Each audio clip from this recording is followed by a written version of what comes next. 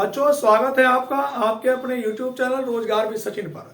बच्चों मैं मैथ्स के बहुत ही दमदार क्वेश्चन लेकर आया हूँ आप लोगों के लिए। आज 5 क्वेश्चन लेकर आया हूँ जो एग्जामों में बार बार रिपीट होते हैं। आइए चलते हैं क्वेश्चन की ओर। तो बच्चों मेरे पास जो पहला क्वेश्चन ये लिखा हुआ है मैथ्स में 1/2 plus 1/6 plus 1/12 plus 1/20 plus 1/30 plus आगे dash dash plus 1/n into n plus 1 बराबर क्या।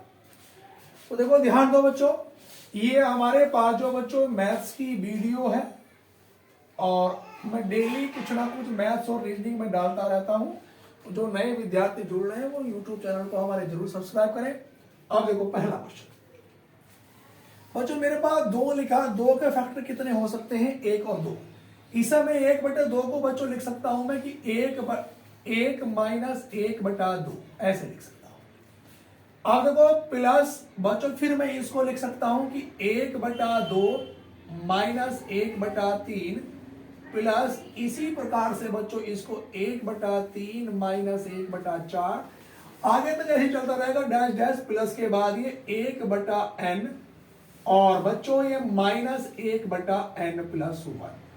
ये पहले सभी विद्यार्थी जो ऑफलाइन में बैठे हैं बच्चों यहां तक दिखाई दे रहा है, ठीक है।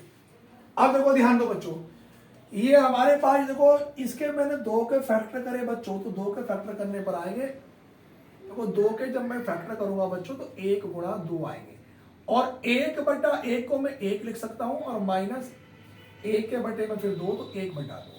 अब देखो इससे अगर मैं करूँ 2 ही करा 2 में से घटाया 1/2 आया। फिर मैंने 6 के फैक्टर किए बच्चों आसपास के 2 3 6 तो 1/2 माइनस 1/3।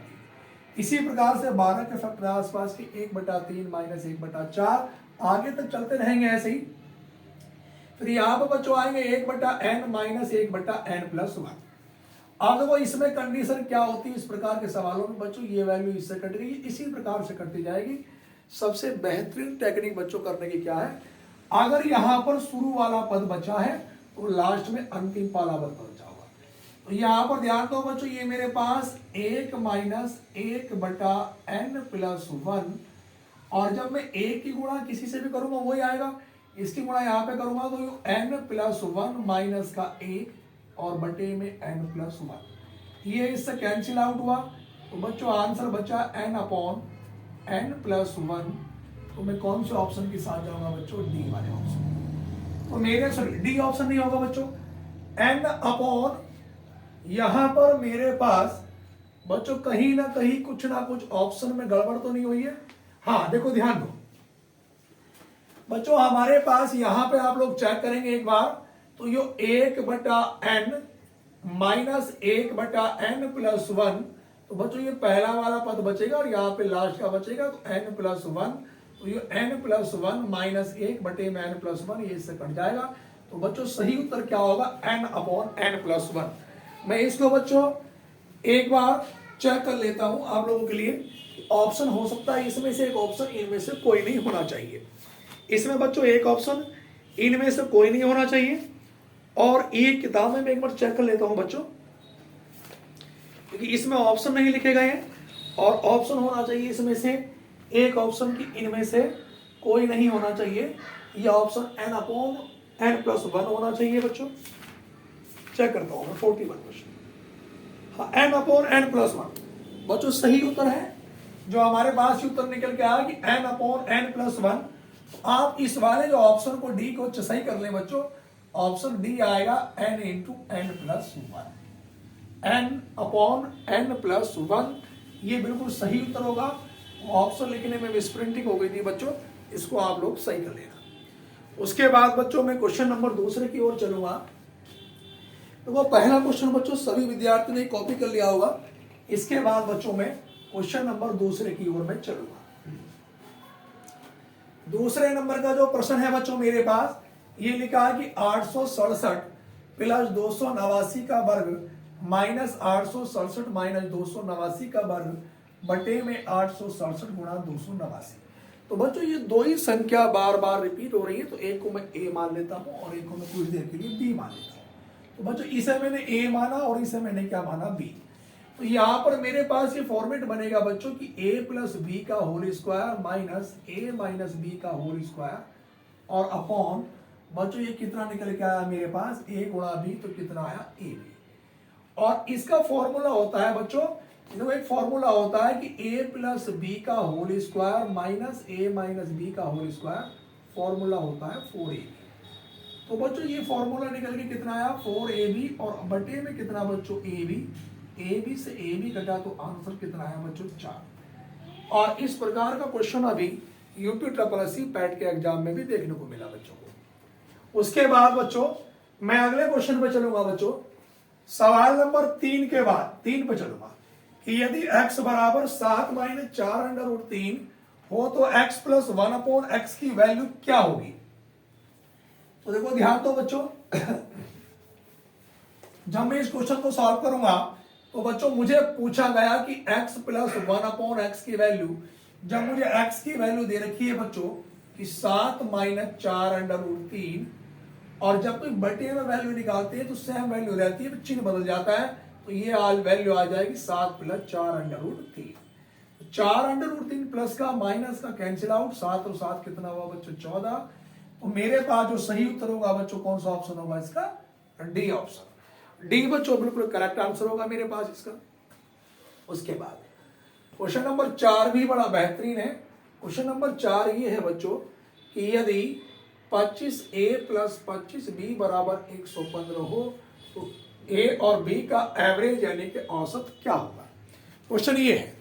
अब यहां पर ध्यान देंगे बच्चों, इस क्वेश्चन को जब मैं सॉल्व करूंगा बच्चों तो मुझे दिया है इन्होंने कि 25a प्लस 25b बराबर कितना दिया है बच्चों 115।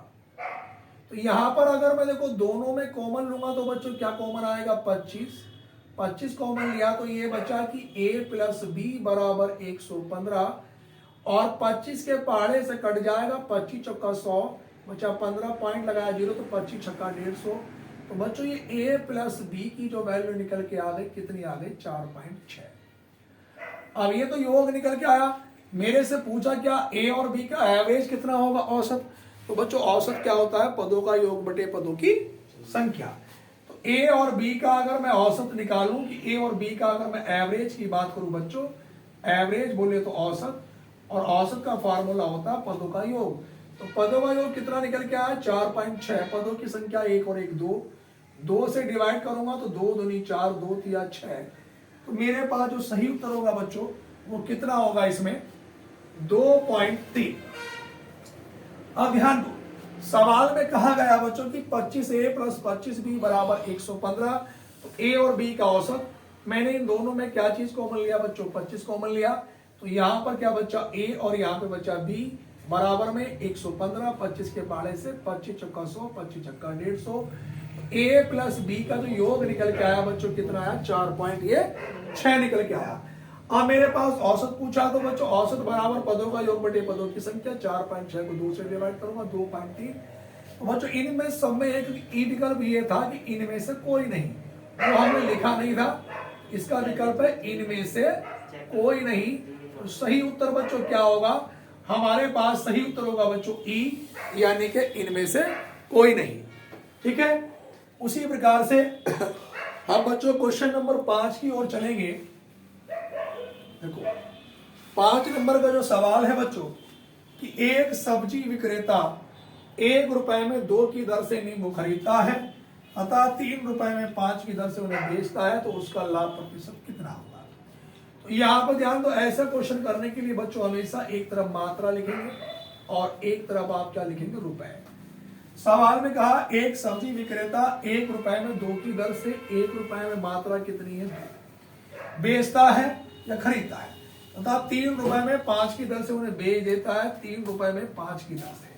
तो यहाँ पर देखो ये वाली वैल्यू दर्शाएगी वो 3 दूनी 6, एक्स दर्शाएगा बच्चों 6 और 5 ही करना 5, तो वाई दर्शाएगा बच्चों कितना 5। तो यहाँ पर ध्यान देंगे बच्चों हमारे पास लाभ परसेंट का फार्मूला होगा कि x माइनस वाई बटे वाई और गुणा में कितना 100। x की वैल्यू कितनी है 6, y की वैल्यू 5 बटे में 5 और गुणा में 100।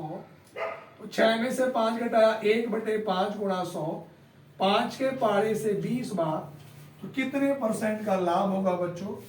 20% का। देखो इसको मैं दूसरे तरीके से भी बच्चों कर सकता हूं। ये तो हमारे पास पहला तरीका था बच्चों। अगर मैं इसका दूसरा तरीका करना चाहूं तो देखो दूसरा तरीका क्या होगा। पहले को ध्यान दो, सवाल में कहा कि एक सब्जी विक्रेता 1 रुपए में 2 की दर से नींबू खरीदता है, यानी कि 1 रुपए में 2 की दर से, तो 1/2 CP। अब उसने कहा कि 3 रुपए में 5 की दर से उन्हें बेच देता है, तो 3/5 SP।